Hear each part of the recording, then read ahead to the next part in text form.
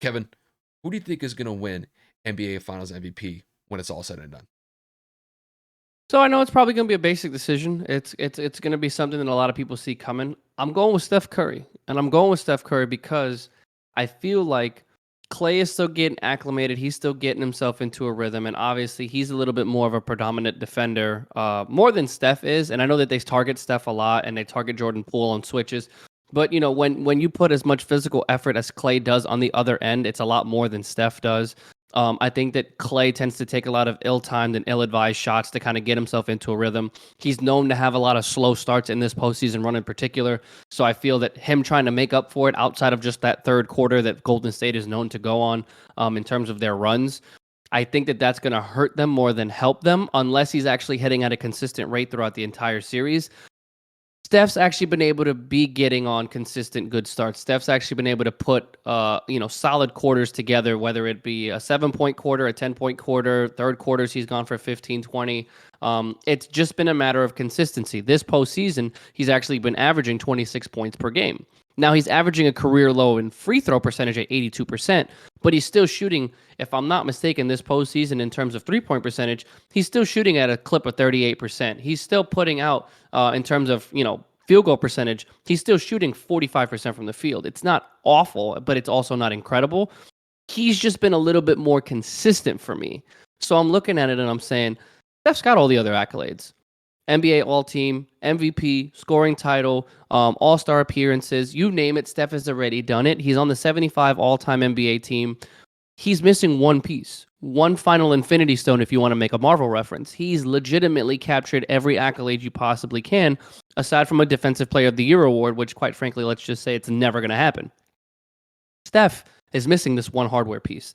Steph has been pivotal to a lot of these finals teams. And if I'm just looking at a lot of these postseason runs in terms of since they've started going into the playoffs when they won championships, starting with 2014-15, which is when they won their first ring, he didn't win finals MVP that year because it was given to Andre Iguodala.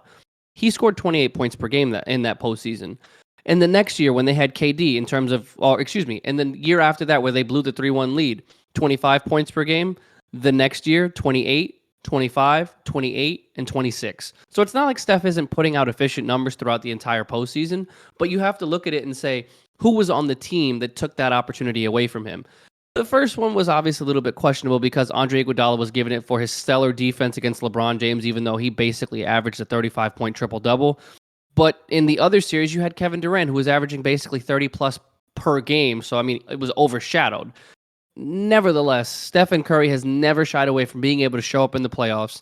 I think that Steph Curry is going to take that next leap and take that veteran leadership role on this team, and he's going to carry them to a fourth NBA championship in the last 8 years. And I think that that is going to show, you know what, Steph Curry needs to go down as one of the best players of all time in NBA history. Well, Kev, I mean, that's just pretty self-evident. He's one of the greatest players of all time. I think, I think the question becomes whether or not that he's the most like transcendent player of this generation, even eclipsing LeBron James.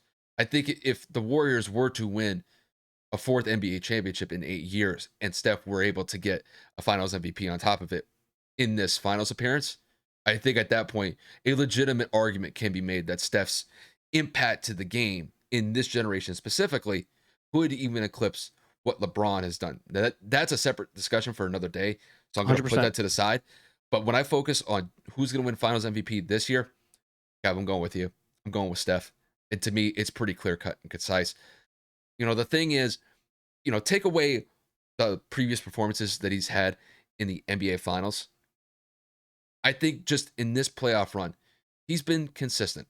And I think the reason why he hasn't been like what I would consider like in God mode is because he has great requisite pieces around him. Klay Thompson is back in the fold after missing the last couple years with his injuries. Draymond's always been one of the more feistier players on their team. More specifically, I should kind of phrase it as like he's like their energizer bunny, kind of keeps the team in check and is always there to get the guys ready to go. And Jordan Poole is a guy on the rise as far as just his status within Golden State's hierarchy.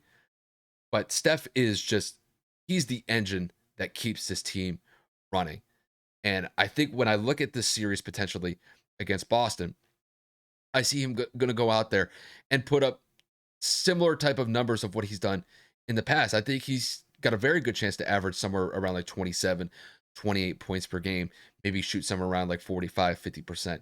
It's just whether or not that, Golden State and really Steve Kerr could be able to set Steph up in some good situations where he can exploit those defensive lapses from Boston and execute at a high level consistently.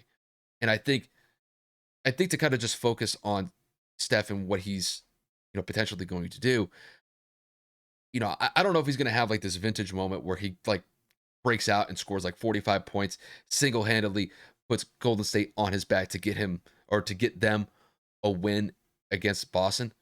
I think as long as he's consistent and he's just knocking down shots like he typically does, I think that'll be more than enough for him to win NBA Finals MVP if Golden State ends up winning the finals when it's all said and done. And then to kind of just focus on, what that would do for his legacy.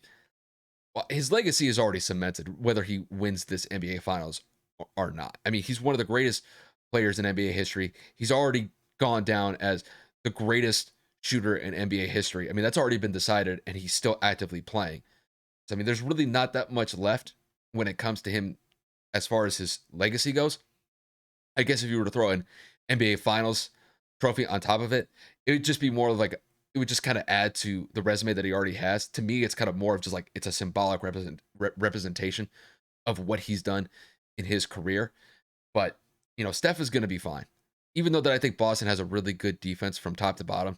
I think Steph is still going to be able to get good looks. He's going to show up in pivotal moments for Golden State when they need him to, and I think it's going to be enough to propel Golden State to another title. I mean, 4 titles in 8 years, one of the best dynasties in recent memory. It would basically go alongside what the Lakers did in the early 2000s. It's not going to clip what Jordan and the Bulls did back in the 90s or what Magic and Bird did with the Celtics and the Lakers, respectively.